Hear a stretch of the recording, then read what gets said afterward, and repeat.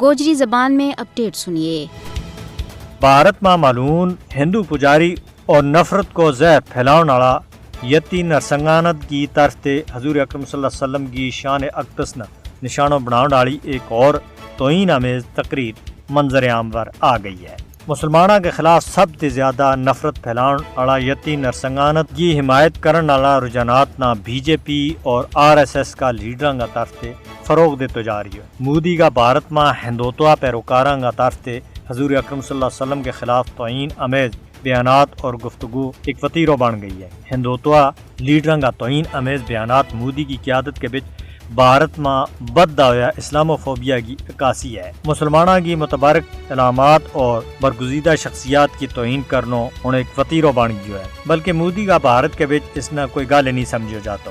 مودی حکومت کی سرکاری پالیسی کا ایک حصہ کا طور کے اوپر بی جے پی RSS کا لیڈر مسلم مخالف نفرت نہ آباد ایریا ہے۔ ہندو پجاری نرسنگانت کی طرف سے توہین مذہب اور آپ صلی اللہ علیہ وسلم کی شان کے بچ حالیہ کارروائی نے پھر ایک بار یہ گل ثابت کر دیتی ہے کہ مودی کا بھارت کے بچ مسلمانوں کا جذبات مجروح کیا جا رہا ہے۔ نرسنگانت کی تازہ ترین گستاخی نے بھارت کا نام نہاد سیکولر چہرانہ اور زیادہ بے نقاب اور داغدار کیا ہے۔ اسلاموفوبیا ہندوتوا نظریہ کی اہم شخصیتیں جس نے مودی حکومت اور ان کا حمایتیاں نے پروان چاڑے ہوئے۔ حقیقت یہ ہے کہ بھارت ایک غیر اعلانیہ ہندو راشٹریہ سے زیادہ اور کچھ بھی نہیں ہے، جت مسلمان معمول کے مطابق اور جان بوجھ کے پاسماندہ رکھا جا رہا ہے۔